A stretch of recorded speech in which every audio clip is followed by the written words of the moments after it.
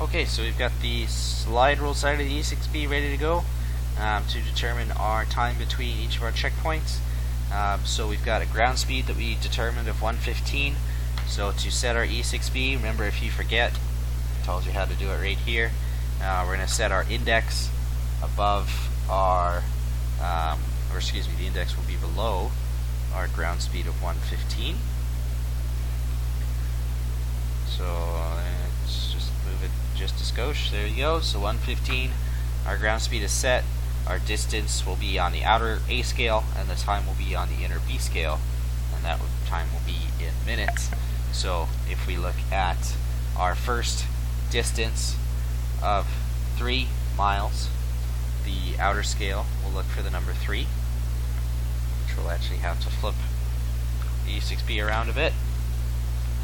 Find the number 3 right here, and then the time on the B scale looks to be about 1.56 minutes. So we'll just go ahead and round that to 1.6 minutes. Now, if you're really confused right now, go back to the E6B video series to understand the concept of the floating decimal.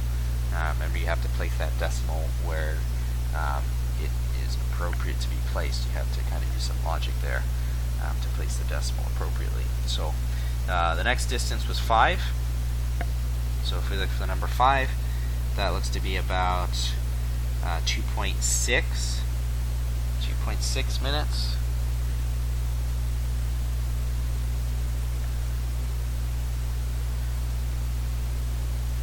So write that there, 2.6. 7 miles looks to be about 3.65. We'll go ahead and round that to 3.7 minutes. 14 miles, that's a much greater distance. So if we look at 14, so 14 miles, that would be 7.3 minutes. 10 miles, that looks to be about 5.2 minutes.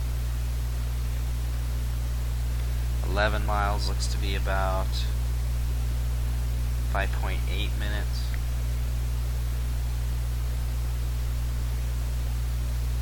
16 miles, that appears to be about 8.4 minutes. Now we have another 11. We don't have to go to the E6B because we already have that. 11 miles at 115. 11 miles at 115 is 5.8 minutes. Very simple. Alright, next page. 16 miles. We already have that again. So back here we had 16 at 8.4 minutes, 115 knots. 16 miles, 115 knots, 8.4 minutes. 19, we don't have that value yet, so let's go back to the E6B. So 19 miles, looks like that'll be about 9.8 minutes. Like so. 18 miles, looks to be about 9.4 minutes. 12 miles, that looks to be about 6.3 minutes, and the next one's also 12, so again that would be 6.3 minutes. Okay, so now we've determined our estimated time en route between each of our checkpoints.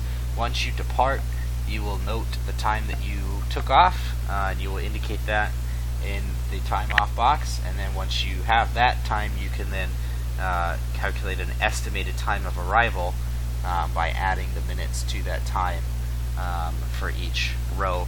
And then while you're in flight, you will also determine your actual time in minutes between those checkpoints, and then also indicate the actual time according to the clock that you arrived at those checkpoints, and that will be used to verify the accuracy of your calculations.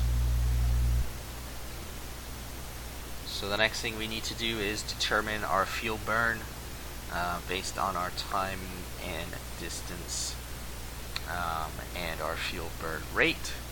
So we will do that in the next video.